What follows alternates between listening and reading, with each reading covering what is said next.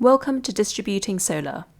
We speak with entrepreneurs and experts working in the off-grid solar industry around the world, bringing to life how distributed solar is changing lives in emerging markets. Today we're speaking with Waringa Matindi, CEO of Village Energy. Village Energy is a Ugandan solar startup providing custom solar installations for rural businesses, institutions, and agriculture that enables improved incomes, job creation, and access to services. We speak about Waringa's experience as a new CEO, how gender equality interacts with energy access, the cultural differences between Kenya and Uganda, and we even talk about blockchain and cryptocurrency. We hope you enjoy this episode. Waringa, thank you for joining us on Distributing Solar. Hi, Jen. Thank you very much for inviting me to have this conversation. It's a pleasure to be here.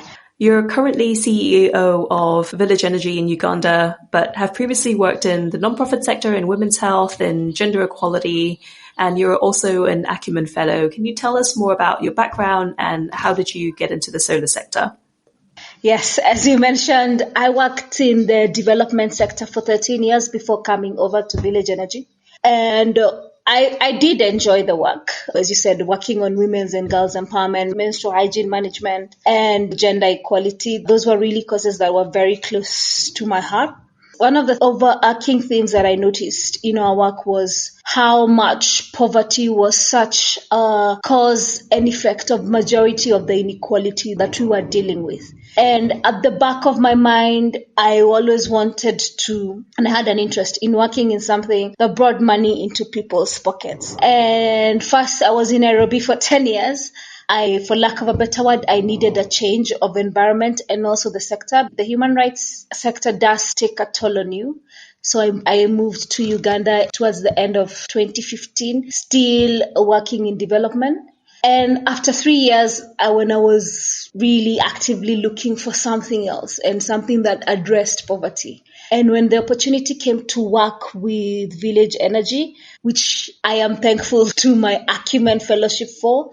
So Abu, one of the co-founders of Village Energy, is a 2012 fellow. I'm a 2014 fellow. And Jay, the other co-founder for Village Energy, is a 2017 fellow. So we knew of each other in the Acumen network, and especially when I moved to Uganda.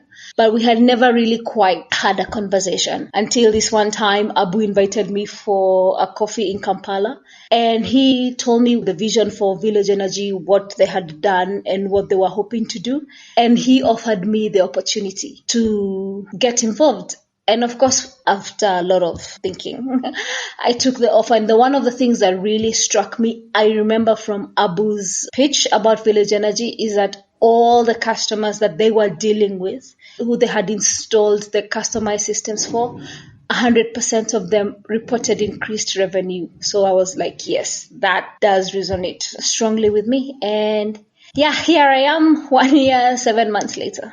That sounds great. And that's a good time to talk more about Village Energy. And if you could tell our listeners, what does Village Energy do? What part of the sector are they focused on? And who are their primary customers? Yeah, Village Energy is a solar company that has been in Uganda since 2008, and in those 10 years been focused on different aspects, or rather different customer segments in the solar industry. At some point they were working on mini grids, at some point they were working on solar home systems, and then in 2018 they pivoted to focusing on customized solar installations for productive use. And this was because they had noticed that there was a gap. There are about 200 solar companies in Uganda. Majority of them focus on their home systems. And then of what is left, the majority focus on the mini grids. So there's a missing middle of the businesses or the schools or the institution that want to have their institutions or businesses solar powered. And that's the market that Village Energy currently serves. Our smallest system is 120 watts.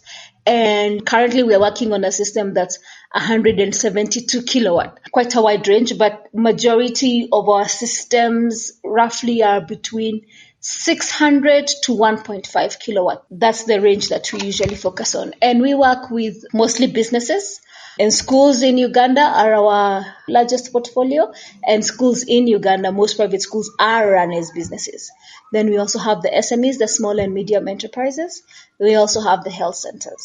But those three are our main customer segments. Great. And it sounds like you're primarily customizing solar installations for them. Is that right? Can you tell us about that process and what is involved when you start working with a customer and how you start engaging with them? Yes, that's one of the things that we really do. We offer solutions that are tailor-made for the client. And what this usually means that one of our technicians will go for a site survey so that then they can be able to determine the exact energy needs of the customer. When we have the site survey generates a system design. And from that system design, that's when now we have the quotation. And then now from the quotation, once the customer agrees and is ready to buy the system, then that's when we have the installation done. And for all our systems, we offer 2 years warranty. This is both for emergency visits and also scheduled preventative visits. That's for 2 years. We also have remote monitoring for all our system.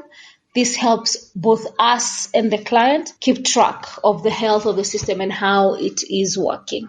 And for your customers, are they typically already connected to the grid, but they're looking for a more reliable source of energy? Or is it they're looking to transition to renewables, for instance? Or are you replacing diesel power generators? Is there typically a trend amongst your customers for what kind of power you're displacing? Yeah, so Uganda's electrification rate is one of the lowest in East Africa. In the urban areas, it's about 23%, and in the rural areas, it's about 7%. So it's really quite low. So for most of our customers, they are mostly off-grid, and in that segment, we are usually replacing generators because that's usually the energy source that they're using. We also, of course, have challenges with reliability of the grid also in Uganda. So there's many blackouts. So we also have some percentage of our customers also looking for reliable power so that they know their businesses, whatever happens, they're going to be able to provide whatever services, regardless of whether there is power from Umeme or not. So these are the two main needs. And you mentioned you have remote monitoring installed on your systems. Can you tell us more about whether that system is just for monitoring the health of the devices to make sure that the systems are working accurately? Or do you also have financing that's built into the monitoring system capabilities as well? Are you participating in PAYGO financing, or do people just have pretty straightforward contracts with Village Energy? Okay, so the one main reason why we have the remote monitoring, remember I said all our systems, we have 2-year warranty. And so that means that in case there's a problem with the system, and this has to do with the quality of the components or with poor workmanship, then Village Energy is liable and we have to replace the components. So we need to make sure that the system is being used for what we designed it for. I think you've probably come across this. There's usually a challenge with many solar customers. Once they see a system is performing, then there's a temptation to add more and more devices and therefore overloading the system. And then that overloading, of course, compromises on the quality of the components, especially the batteries.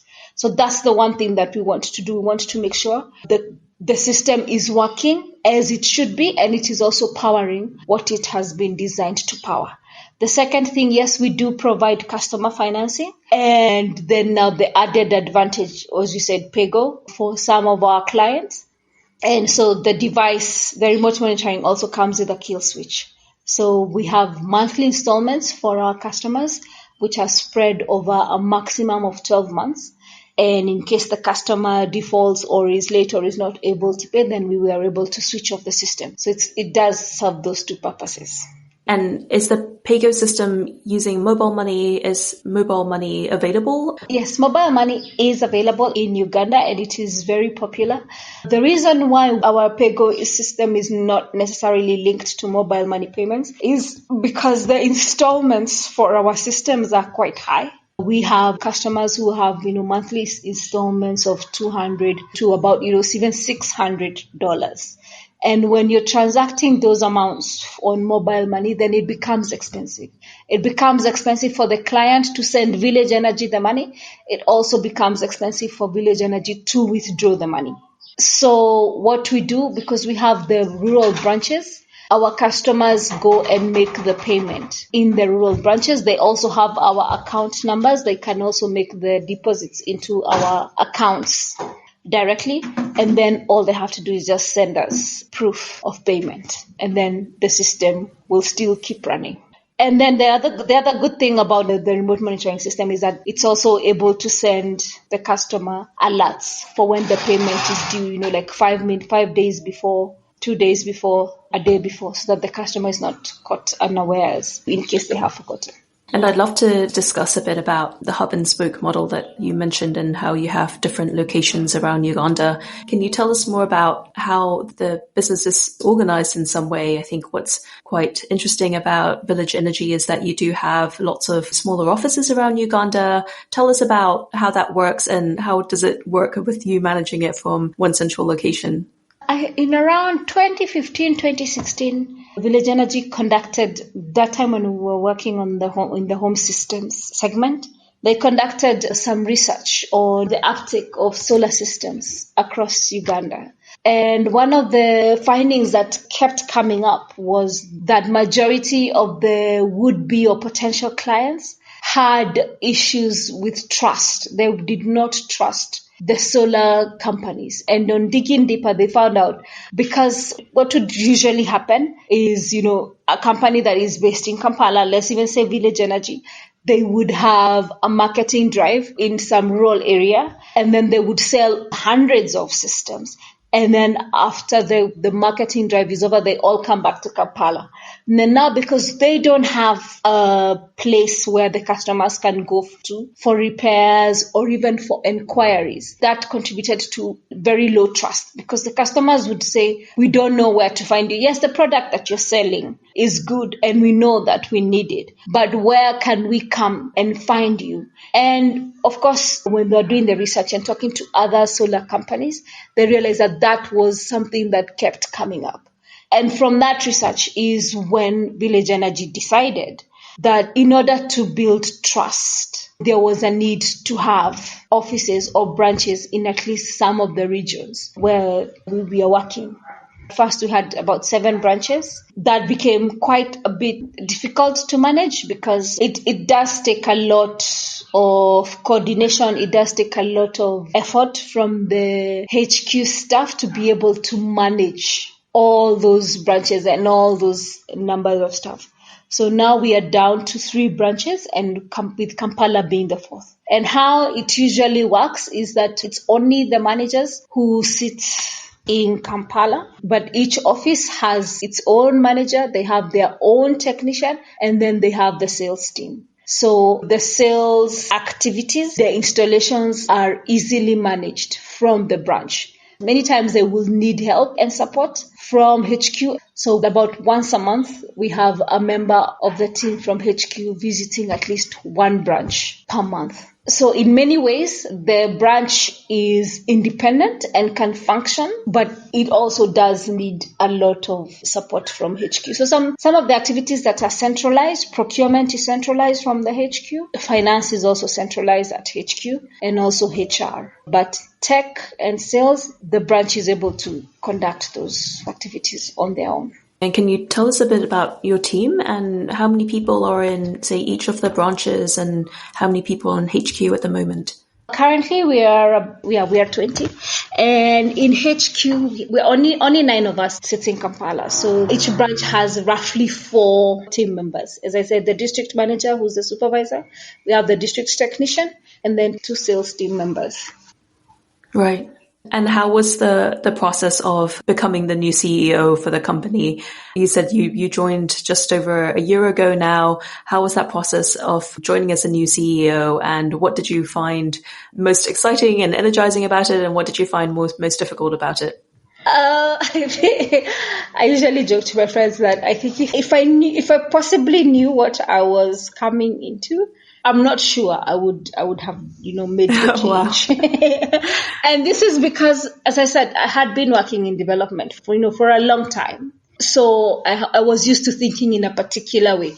And, and this way was, you raise the money, you get the money, you use all of it, and then, then you ask for more, right? Like that's the development model. But then now coming to a business where it's like, it's the direct opposite, where you make the money and you make sure you don't use all of it, and then you use the money that you've made to make more money. So that mental shift was quite challenging for me, and it took quite a bit of time for me to start thinking like a business person.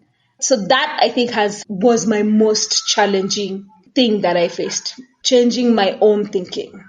And I hadn't realized how deeply the development thinking was ingrained. For example, when I came, Village Energy was turning 10 years in 2019. And, when you're in development, it's perfectly acceptable to have, like celebration parties and write all these nice publications and, to celebrate the 10 years, which is quite a milestone for a company. And so one of the things that I thought that we were going to do was exactly that, plan for 10-year celebration and get all these people to come. And then, we go on the media and shout that we're 10 years old. But I hadn't really quite thought that this money that you're going to use, you're going to be needing it, 3 months from now or, right. 2 months from now, because you need rent, It did take a little bit of time for me to change my mindset. I think now I sometimes feel like probably I have now gone overboard, with the business. I have to remind myself, tone it down a bit. You can still have profit, but you can also relax a little bit. Yeah, so that was definitely the most challenging thing. The most exciting thing, again, and this is something that still brings me a lot of joy, is the impact that we are having. It always gives me so much joy to see how such an intervention, which to us, to me and to many people, we take it for granted, light and electricity.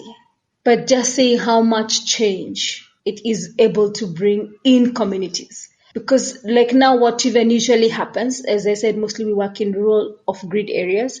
So what usually happens is that the school or the business or the health center that we power, becomes a focal point in a community. For example, early this year, in February, we had a follow-up survey for some project we did in 2017, 2018 with refrigeration. We installed fridges in about 36 shops across Uganda. And in the follow-up survey, it is so good to see, when the clients are saying how their lives have been changed, because now they're able to expand their businesses. They're able to offer cold drinks.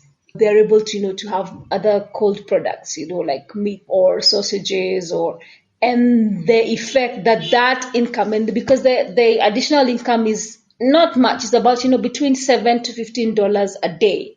But the difference that makes in the lives of those clients and their families, that is what makes me still smile about that and be happy that I'm still here.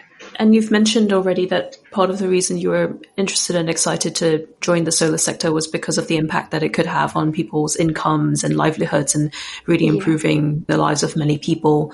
Can you tell us more about how you've seen the impact of development, but then also all the projects that you run and all the work that you do on a purely for-profit model? Are people paying for it entirely, or there's some elements of development with your customers? Our model right now is fully for profit. We don't have any projects that are not being funded by the client. But what we also sometimes see is that the clients themselves, sometimes they are able to identify funders and sponsors who are then able to pay for the system. So that's also fairly common. The impact that we are also able to see right now, we have a new product that is, and this is now even beyond the income. As I said, 100% of our clients, the businesses and the institutions, they all report increased revenue. If it is a school, they will definitely now be able to enroll more students. because they can offer computer classes, for example, or their students, now instead of using lamps and torches for lighting, now the students can be able, to have night classes. So the school becomes attractive both for the students and the new parents. If it is the health centers, we have about 20 health centers in our portfolio. So then now they're able to offer additional services, and especially refrigeration, because one of the things that is a challenge, especially like in this COVID times that has really come under scrutiny for the health centers, is how they're not able to offer adequate storage for the vaccines. So then the health centers, they are able to now store their vaccines for longer. And this, of course, has a lot of impact on especially child mortality. As we know, there's quite a high percentage of maternal and infant mortality in this country. So we are glad to be doing just a little bit, contributing to that development, that the vaccines are now available, that now lab services, a clinic can now be able to expand their lab services because they can be able to power their microscopes, for example.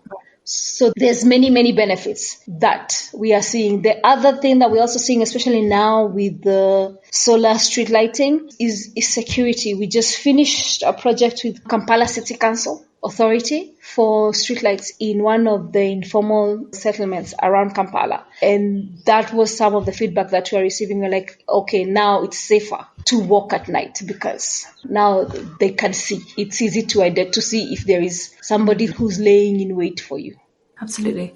And when we were speaking probably this time last year, you mentioned that you had won a contract to install solar with Binance Foundation. Yes. Did that project evolve as expected? And can you tell us a bit about that? Yes. Binance Charity Foundation partnered with an NGO called Safe Future Uganda. And they had various interventions for primary and secondary schools. And we were working on them on the energy access. They identified 50 rural off-grid schools. And so the contract was installing lights in all the P7 classes in all those 50 schools. And if I'm not mistaken, Binance is a cryptocurrency company. So they work in the blockchain space. Yeah, Binance is a cryptocurrency company based in China. And yes, so as the ones who were making the donation, the payment was in cryptocurrency, which was very interesting for us. Actually, at first, we were very, very hesitant to take on the project and be paid in crypto. Right. But once we got the hang of it, it was actually not bad. And what struck me about that project is that Binance, their reason actually for also insisting that the clients be paid in crypto was to remove the middleman and also to minimize the chances of corruption, because usually what happens, Village Energy, would win the contract with Safe Future, and then Binance would give Safe Future the money, and then Safe Future would pay the money. And of course, there are many instances, not just in energy, but other sectors where the money has not reached the service provider. So that was one of the reasons why they insisted on crypto. So then Village Energy had to open a crypto account, and then the tokens would be directly deposited to the Village Energy account. And then sell the tokens for cash, presumably, to finance the systems. Mm-hmm, yeah.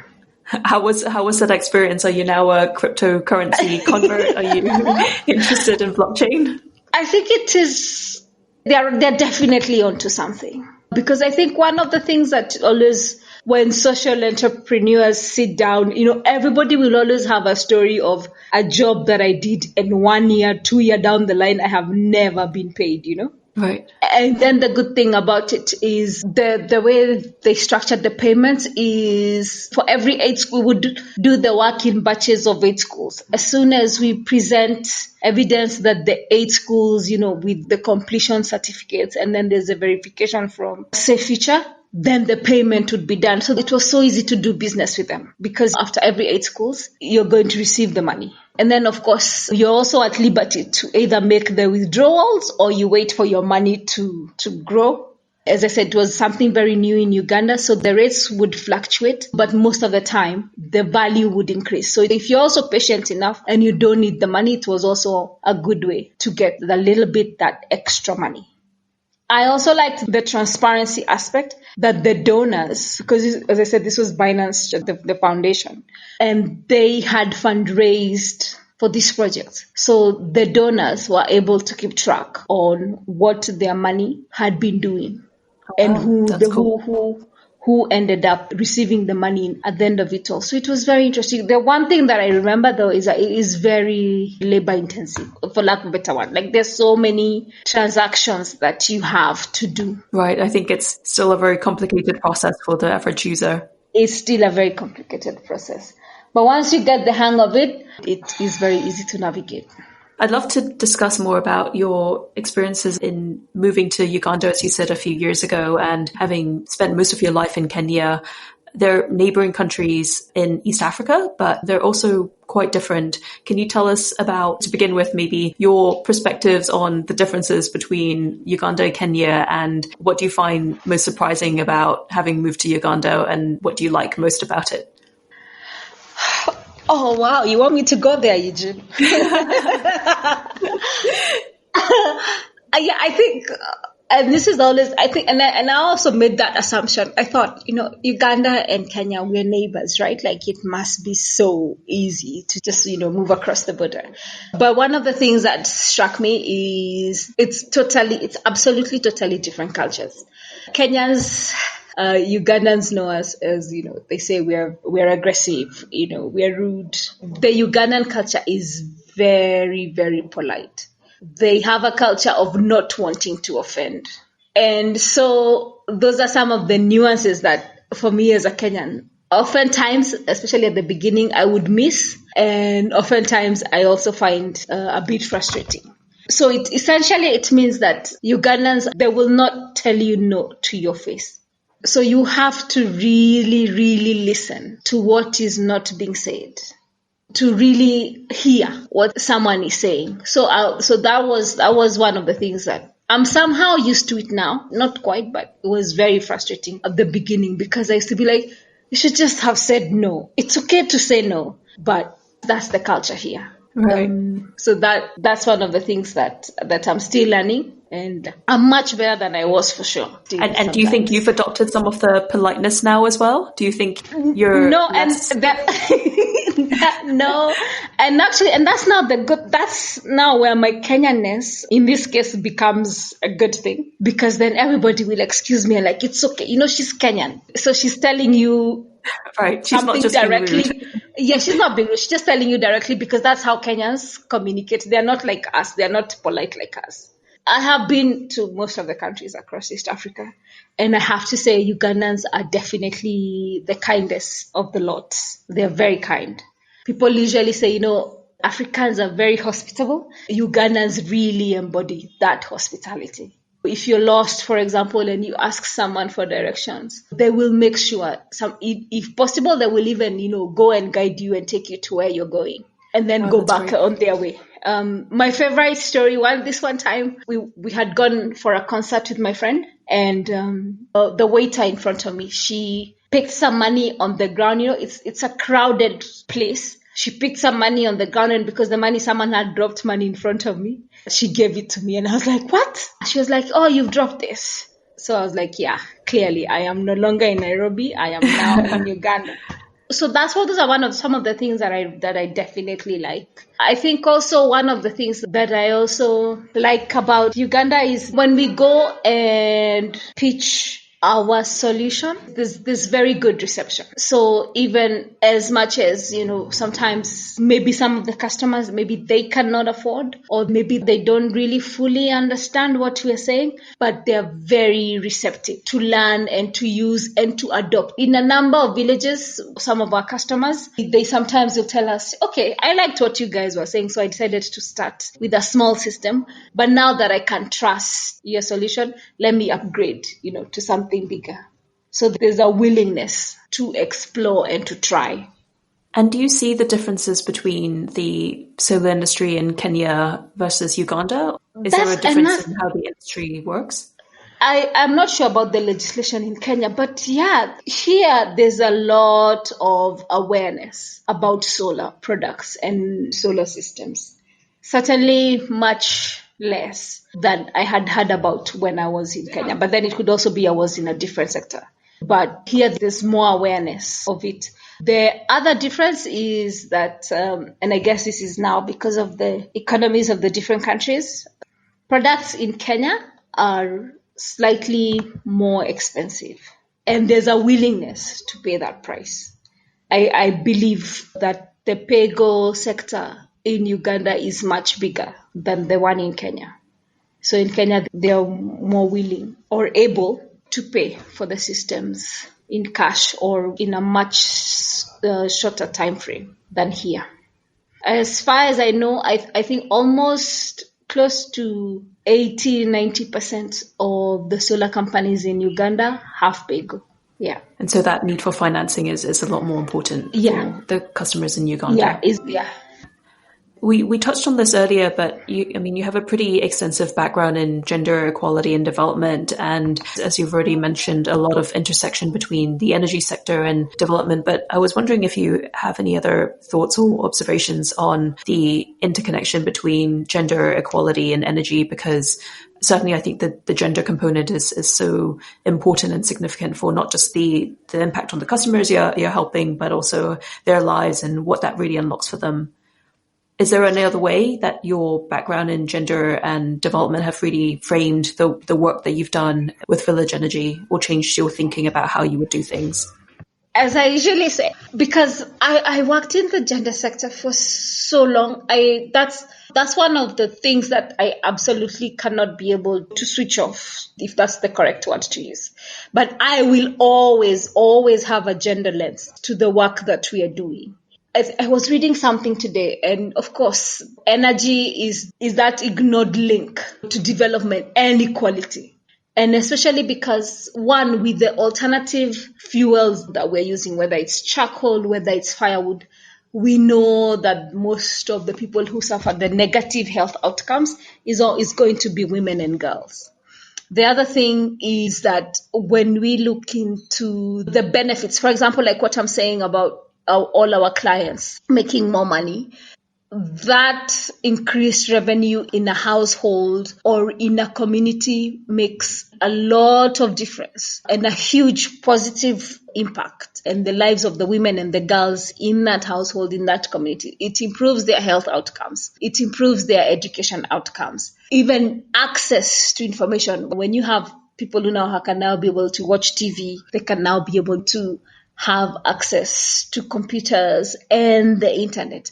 All these things we know that they go a long way to improving gender equality and to just that one girl who now goes to school because, her parents can afford. That one mother who can now go and deliver in a clinic. That one child who is able to get vaccinated. It has such big ripple effects in the community.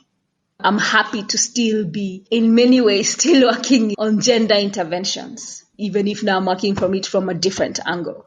At Village Energy, as I said, we are 20. Well, only 5 women, but all 5 of us are managers. So all the female staff in Village Energy. I imagine that's quite rare. Yeah, so that's something, Once I recognize talent and skill, it's not an issue for me, and I know it is an issue for some people, that the person is a woman. In fact, I'm like, yes, please come join me. Let's do this together. Mm-hmm. Yeah, that's great. Yeah. One of the things that I have noticed is that in the DC appliances, there's very few that focus on women, for example. And do you mean within the context of productive energy use and providing appliances that can really help women and women's work and helping them earn money?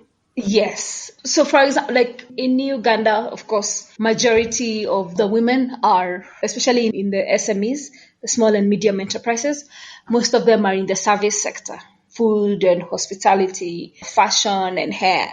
And there's very few productive use appliances that are targeting those women. For like If someone has a hotel, can we get a DC blender, for example? If it is a salon, we don't have... Actually, for salons, it's interesting. The only one, at least what I have seen and have come across, the only one DC appliance that I've seen that is very common is the clippers and the shavers. So very male, you know. Right. That's interesting. So there's not many hair dryers, or blow dryers, or even those things that dry people's nails.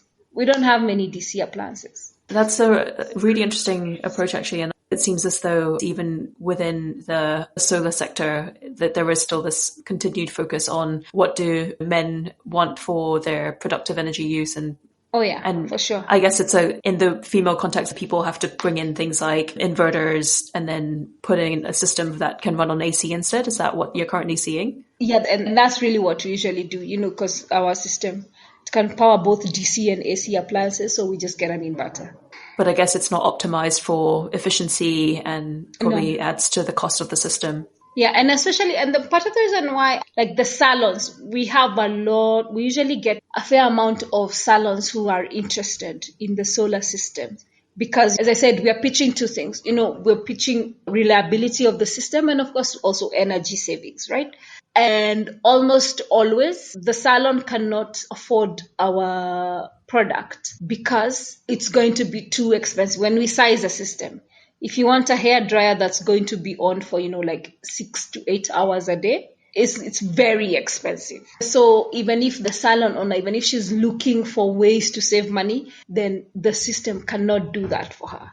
But if there was some DC appliances, then that would make it much cheaper and much, much more affordable. And then therefore she would be open for, for longer hours. People would know that's the salon, whether or not there's a blackout. I know they will be able to work on my nails. They'll be able to work on my hair. And also, again, like even when you go to the restaurants, you find the women, they're still using their hands to blend juice, and squeeze out the orange juice or the passion juice. And because the cost sometimes of continuously running a blender or a juicer is so expensive, it's more labor intensive to do it by hand, but it is cheaper.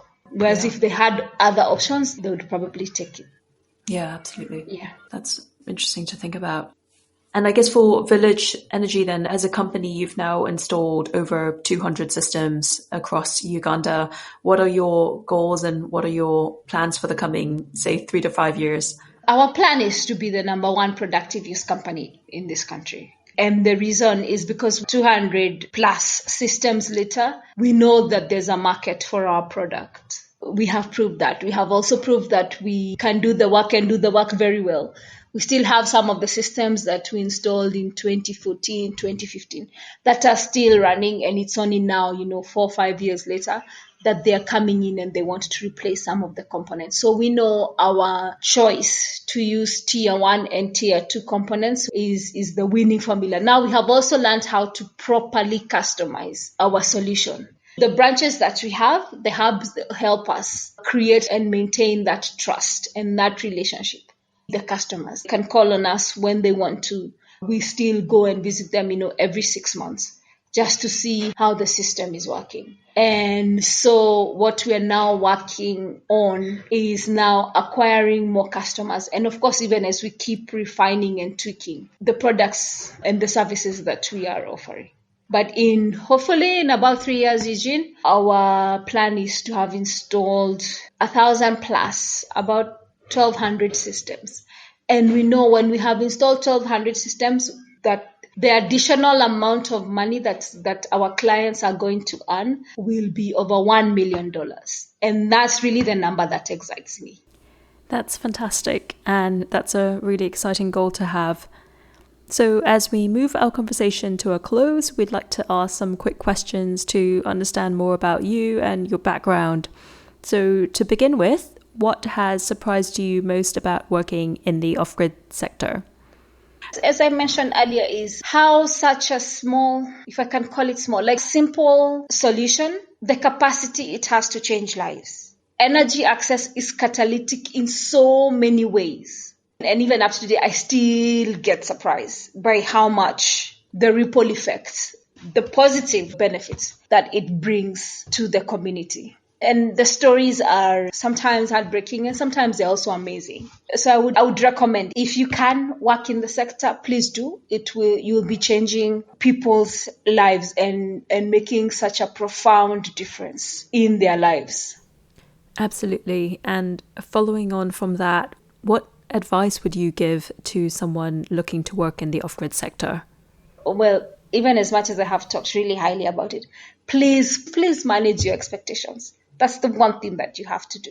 The co-founder, Jay, tells me everything takes much, much longer than you think it will. So patience, a lot of patience. You're going to need it. And I'm curious, you spoke earlier about the challenges of becoming a CEO in the past few years. If you could start the process all over again, what would you do differently? What would I do differently? I would make some hard decisions earlier. Can you talk more about that, or is it confidential for the company? Not necessarily like confidential. For example, if a branch is not performing and I have done and made investments like I have made to everybody else, but it is still lagging like way behind, I would have made the decisions to close those branches much, much earlier than I did. So there's very many hard decisions. And these hard decisions sometimes even include, like, for example, like we have a credit assessment process. And there are times when we would look at the process and there's a customer who is borderline 50-50. He doesn't look like he's such a bad prospect. On the other hand, he doesn't look too good either. And I think I erred on the side of optimism too often. Mm-hmm. And so then we ended up with some bad debts. So that's what I mean by I would make some hard decisions. Yeah. Faster and earlier instead of waiting and still having to make the hard decision anyway. And what do you do when you're not working? What do you do when I am not working? Well, that's the best part about Kampala. You know, Kampala there's usually a lot happening. They have a very good concert scene, for example. So I've been to a few concerts. As I said, I used to live in Jinja, which is a tourist town. There's a lot to do in Jinja. I particularly like going kayaking. Oh, wow. I also read a lot, so that also keeps me busy. Any books that you recommend, or it can be off-grid related or non-off-grid, solar related? I think for me now, because I was so new in the sector, so my off-grid reading usually is around publications and articles and, you know. Right. Not very fun. No, not very fun. But in case anybody really wants to understand, I have found the UNCDF reports are very informative. And I'm probably also a bit biased because they're one of our funders, but I find them very comprehensive. Also, Open Capital and Power Africa to really understand what is happening in the solar sector in Uganda and across East Africa. They have very good resources and reports out. The one book that really helped me last year is a book by Ben Horowitz, The Hard Thing About Hard Things. Right. That's a good book. And I imagine great as you're transitioning into the CEO role and having to take the responsibilities for your decisions and things like that. I think was that the angle and the lens you were reading it through? Yes, especially because it's written for CEOs. So it's also good. To a book that also helped me understand and navigate the startup sector is, what is it called? Building a Cash Cow. It's by someone who built a startup in Kenya. And then, of course, I read this book in 2014, and it's the one that really made me have that final push to leave Nairobi. How will you measure your life? By Clayton Christensen. Yeah. Yes, that's also a very good book. Yeah, absolutely. Yeah. And finally, what are you looking forward to in the next 3 to 5 years within the solar sector? We're really excited about the lithium ion technology. That's going to be a game changer for the solar industry. Great. Because currently reducing prices, I guess. Sorry, go on. Well, I think, eventually prices will go down, hopefully. But currently for a solar system, the most expensive component is always the batteries. And even when they're the most expensive component, they are also the first one that has to be replaced. And so with the lithium ion technology, when you have batteries that are going to last 5 years, 7 years, 10 years, that will make a big difference for the clients. So we're excited about that. And of course, and we know once we have new technologies, there's always, these things, other exciting products and services that mushroom around it. And we can't wait to see what that will bring. Have you seen any indicators of what that might bring for Uganda so far? How I would predict this will really help is because we're also in a very price sensitive market. And so once we are able to sell a system that a customer can know, I will not be replacing any of these components, including the battery, for 5 years. So then typically the system will pay for itself within 1 year or 2 years, depending on the size and depending on the nature of the business. And then now we'll be able to build a very good business case for solar power. Yeah, absolutely. Great. Thank you so much, Waringa. Thank you for your time and for joining us on Distributing Solar. It's been great to have you, and we look forward to watching as Village Energy grows and meets their 1,200 customer target. Thank you very much, Eugene. It's been a pleasure talking to you. That was our conversation with Waringa Matindi from Village Energy. If you have any questions or comments, please visit us on our website at www.distributingsolar.com. We have notes from our podcast, useful sources, and contact details available. Join us next time when we'll be speaking with Abhishek Jain from CEEW, and we speak about productive energy use, the energy system in India, and the importance of clean cooking. Thanks for joining us on Distributing Solar.